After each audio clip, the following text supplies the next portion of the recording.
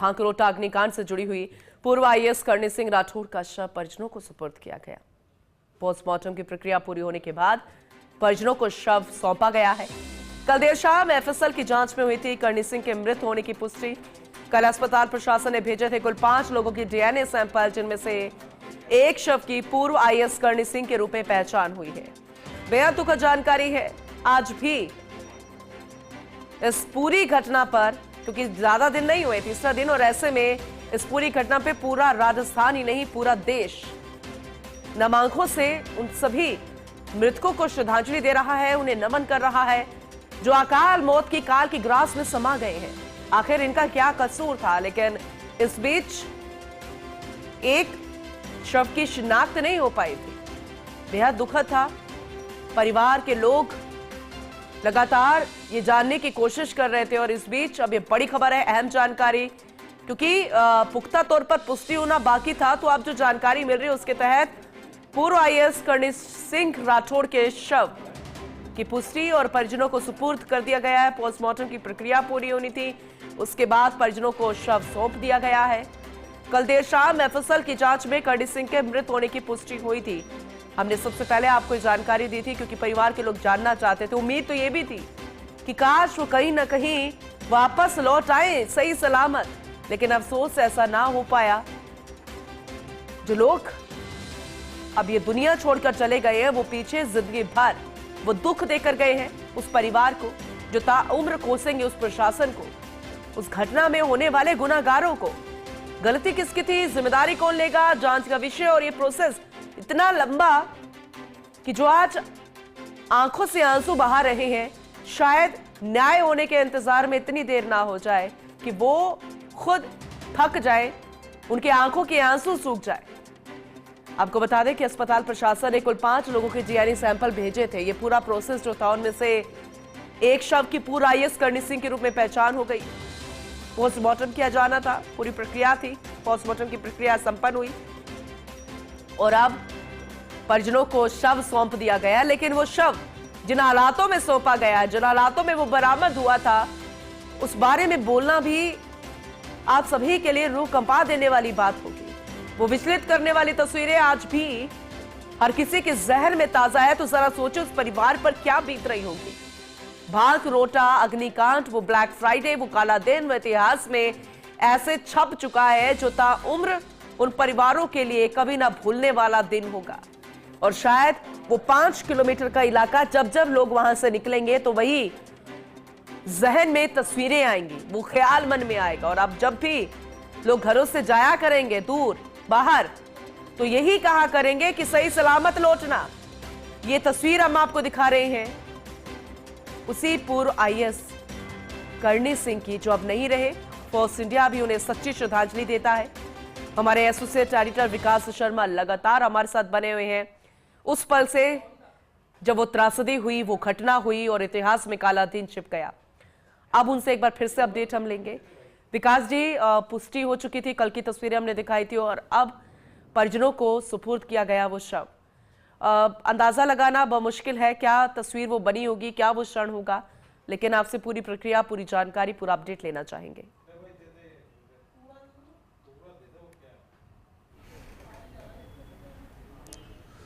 देखिए पूनम जी, बिल्कुल ये जो घटना हुई थी, उस घटना के बाद से लगातार हर किसी के मन में एक त्रासदी का कैसे दंश था, वो दंश आज एक बार फिर देखने को मिला जब पूर्व आईएएस करणी सिंह जो है उनके शव का पोस्टमार्टम किया गया और पोस्टमार्टम के बाद में उनका शव जो है परिजनों को सुपुर्द कर दिया गया। अभी फिलहाल बात करें एसएमएस अस्पताल की या और तमाम अस्पताल की, तो इस पूरे घटनाक्रम में कुल 13 लोगों की मौत की पुष्टि हुई है। हालांकि कल तक जो 14 लोगों की मौत की पुष्टि हुई थी, उसमें से एक जो मृतक जो है उसका शव जो है 2 भागों में बटा हुआ था। विकास जी, मैं माफी के साथ आपको रोकना चाहूंगी। जानकारी हम विस्तार से दर्शकों तक पहुंचाएंगे, लेकिन हाल चाल जानने के लिए पहुंचे कलेक्टर। परिजनों से मुलाकात कर एसएमएस में की गई व्यवस्थाओं का फीडबैक भी लिया गया। पीड़ित परिवारों को संभव मदद का भरोसा भी दिलाया गया है। भांकरोटा अग्निकांड, वो त्रासदी, वो काला दिन, काला शुक्रवार जो कभी ना वो पीड़ित परिवार भूल सकता है, न राजस्थान का कोई शख्स भूल सकता है। ऐसे में अब जो पीड़ित व्यक्ति जो झुलस गए थे उस अग्निकांड में, उनका इलाज एसएमएस अस्पताल और अन्य अस्पतालों में चल रहा है। फिलहाल एसएमएस अस्पताल में मुख्य मरीज भर्ती हैं, वो व्यक्ति भर्ती हैं जो झुलस गए थे, उस अग्निकांड का हिस्सा थे। उनके हालचाल जानने के लिए खुद जयपुर कलेक्टर जितेंद्र सोनी पहुंचे हैं एसएमएस अस्पताल। आपको बता दें कि उस पल से जितेंद्र सोनी भी एक्टिव मोड में नजर आ रहे हैं। हमने आपको तस्वीरें दिखाई थी उस वक्त भी जब वो मौके पर पहुंचे थे, एसएमएस अस्पताल पहुंचे थे। मुखिया के साथ हर एक जानकारी वो साझा कर रहे हैं। मुख्यमंत्री वजलाल शर्मा से लेकर चिकित्सा मंत्री तक हर एक अपडेट पहुंचा रहे हैं और अब भी वो एसएमएस अस्पताल पर पहुंचे। और सबसे महत्वपूर्ण होता है आश्वासन देना उस पीड़ित परिवारों को जिनको दरकार है कि उनके जो घर के शख्स अभी अस्पताल में भर्ती हैं उनको हर संभव मदद मिल सके। और ज्यादा जानकारी लेंगे अभी तक क्या कुछ अपडेट है, कौन कौन पहुंचा है, कैसे इलाज चल रहा है। एसोसिएट एडिटर विकास शर्मा लगातार हमारे साथ बने हुए हैं, उनका रुख करते हैं। विकास जी, इससे पहले भी हम आपसे जुड़े थे, आप जानकारी दे रहे थे, उस जानकारी को भी कंटिन्यू कीजिएगा। और अभी जयपुर कलेक्टर भी पहुंचे हैं, उसे लेकर भी जरा जानकारी दीजिएगा।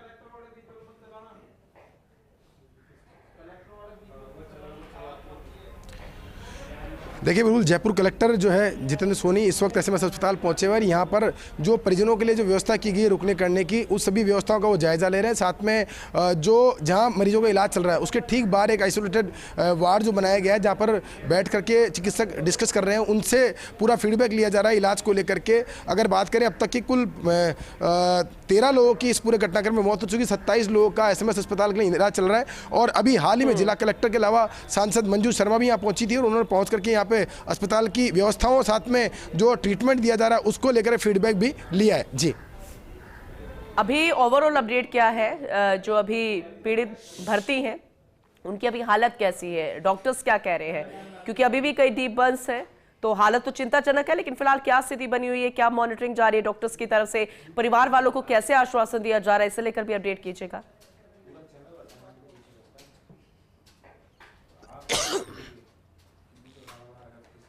देखिए पूनम जी, अभी कुल 27 लोगों का ट्रीटमेंट जो है अस्पताल जारी है, जिनमें से तकरीबन 10 से 12 मरीज ऐसे हैं जो डीप बर्न की स्थिति में काफ़ी गंभीर उनकी हालत बनी हुई है, तो उनके लिए विशेष निगरानी जो है वो की जा रही है। और साथ में इसके अलावा जो हालात बने हुए हैं उस हालात की समीक्षा के लिए और साथ में जो मरीज है उनकी ट्रीटमेंट के लिए बेहतर ट्रीटमेंट है उसके लिए पूरा बोर्ड जो है निगरानी कर रहा है। कुछ एसएमएस मेडिकल कॉलेज के प्रिंसिपल है, अधीक्षक है, वो सभी लोग लगातार इसकी मॉनिटरिंग कर रहे हैं। एक एक पल की मॉनिटरिंग के साथ ही ये भी जानकारी ले रहे हैं कि किस मरीज की कितनी स्थिति है और उसमें और बेटर इलाज के लिए क्या उपाय किए जाने चाहिए। जी चलिए ठीक है, आपसे हम आगे भी जानकारी लेते रहेंगे विकास जी, क्योंकि आप तस्वीरें भी लगातार दिखा रहे हैं, अपडेट करें और बेहद महत्वपूर्ण है, ये राजस्थान की जनता जानना चाहती है और लगातार हम जानकारी भी दे रहे हैं। बहुत शुक्रिया फिलहाल इस अपडेट के लिए। तो जयपुर कलेक्टर जितेंद्र सोनी पहुंचे एसएमएस अस्पताल, इससे पहले भी जयपुर सांसद भी पहुंची थी मंजू शर्मा, हमने वो तस्वीरें भी दिखाई थी। अभी क्या कुछ चल रहा है, हमारे एसोसिएट एडिटर लगातार हमें वो जानकारी दे रहे हैं, क्योंकि मरीज जिन्हें हर संभव इलाज मिले, हर संभव मदद मिले, उनके परिवार वालों को वो ठोस आश्वासन मिले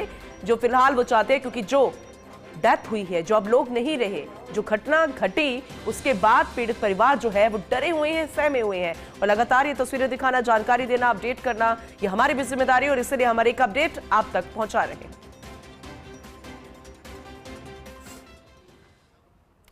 तो इसी से जुड़ा हुआ अपडेट आप तक पहुंचा दे। जयपुर के भांकरोटा अग्निकांड, दरअसल घायलों और मृतकों के परिजनों के ठहरने और भोजन की निःशुल्क व्यवस्था की गई है। जैसे कि हम आपको कह रहे थे कि अब ये कोशिश है कि परिजनों को किसी तरह की कोई दिक्कत ना हो। जिला प्रशासन द्वारा ये पूरी व्यवस्था की जा रही है। अतिरिक्त उपायुक्त निगम एवं जिला रसद अधिकारी को नोडल अधिकारी भी नियुक्त किया गया है। भांकरोटा अग्निकांड, जिसकी जितनी निंदा की जाए, जितना दुख व्यक्त किया जाए, उन पीड़ित परिवारों के प्रति अब जितना आश्वासन देने की बात सामने आ रही है, लेकिन उन्हें सुविधा भी मिले, क्योंकि वो इस सिचुएशन में नहीं है कि वो खुद को संभाल सके। ऐसे में घायल और मृतकों के परिजनों के ठहरने और भोजन की निःशुल्क व्यवस्था की गई है। जिला प्रशासन द्वारा पूरी व्यवस्था की जा रही है, जो दूर दूर से यहाँ पर पहुंचे हैं। और अतिरिक्त उपायुक्त निगम एवं जिला रसद अधिकारी को नोडल अधिकारी बनाया गया है, जिनके ऊपर यह अहम जिम्मेदारी भी है। तो जयपुर जिला प्रशासन द्वारा एसएमएस अस्पताल में कैंप कार्यालय का भी संचालन किया गया है। 24 घंटे के दौरान 3 शिफ्टों में अधिकारी और कर्मचारी व्यवस्थाएं सुनिश्चित कर रहे हैं। भांकरोटा अग्निकांड प्रभावितों के लिए आवश्यक प्रशासनिक कार्य संपादित किए जा रहे हैं। दुर्घटना के पीड़ितों, घायलों के सर्वोत्तम उपचार और मृतकों के आश्रित परिजनों की मदद की जा रही है। कैंप कार्यालय की संपूर्ण प्रशासनिक व्यवस्थाओं के लिए एसडीएम दक्षिण अरुण शर्मा नोडल अधिकारी नियुक्त किए गए हैं। हम आपको लगातार जानकारी दे रहे हैं और बेहद महत्वपूर्ण भी है। एक तरफ मृतक और जो अभी भी पीड़ित भर्ती हैं, इलाज जिनका जारी है, उनके परिजनों के लिए भी पूरी व्यवस्था, उनके रहने की, खाने से लेकर निःशुल्क व्यवस्था है। और अब ये जो जानकारी मिल रही है कि प्रभावितों के लिए आवश्यक प्रशासनिक कार्य भी संपादित किए जा रहे हैं। सबसे ज्यादा महत्वपूर्ण यही हो जाता है कि अब जो पीछे रह गए हैं, चाहे वो पीड़ित हो या फिर उनके परिवार के लोग हो या मृतक के परिवार हो, उनकी मदद पूरे तरीके से हो। दिनेश कसाना हमारे सहयोगी हमारे साथ जुड़ चुके हैं, ज्यादा जानकारी उनसे लेंगे।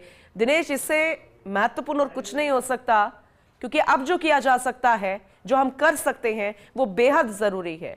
फिलहाल इसे लेकर ओवरऑल अपडेट कीजिएगा, कितना फायदा पीड़ित परिवारों को मिलता नजर आ रहा है इससे?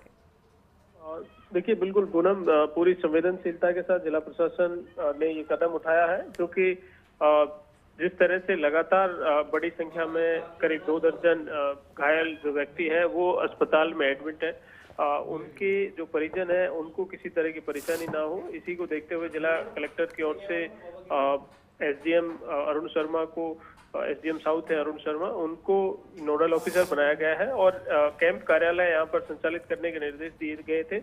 इसी के तहत कैंप कार्यालय संचालित किया गया है। 3 शिफ्टों में ये कैंप कार्यालय संचालित हो रहा है, जिसमें अलग अलग अधिकारी कर्मचारियों की ड्यूटी है वो यहाँ पर लगाई गई है, ताकि 3 शिफ्टों में सुबह 6 से 2, 2 से 10 और रात को 10 से फिर सुबह 6 बजे तक अलग अलग नायब तहसीलदार हैं उनको नियुक्त किया गया है, वो यहाँ पर मौजूद रहेंगे और कर्मचारी उनकी सहायता के लिए पटवारी और अन्य कर्मचारी हैं उनकी भी ड्यूटी लगाई गई है, ताकि इनके जो परिजन हैं उनके रहने खाने और चूंकि प्रशासनिक प्रक्रियाएं भी बहुत सारी होती हैं, फॉर्मेलिटीज भी जो घायल हैं उनके इलाज के संबंध में, तो वो किसी भी तरह की प्रशासनिक बाधा यहाँ पर नहीं आए, ये तमाम व्यवस्थाएं हैं। ये उपखंड अधिकारी साउथ अरुण शर्मा को सौंपी गई है, ताकि कैंप कार्यालय में कोई भी परिजन आकर संपर्क कर सके और किसी भी तरह की उनको परेशानी ना हो। चलिए, ठीक है, ये कोशिश अब होनी चाहिए और किसी तरह की उन्हें कोई दिक्कत ना हो, इसकी मॉनिटरिंग भी होनी चाहिए। बहुत शुक्रिया, आगे भी हम आपसे जानकारी लेते रहेंगे, बेहद महत्वपूर्ण है ये जानकारी भी, और दर्शक जानना भी चाहते हैं कि अब फिलहाल प्रशासन क्या कुछ करता नजर आ रहा है।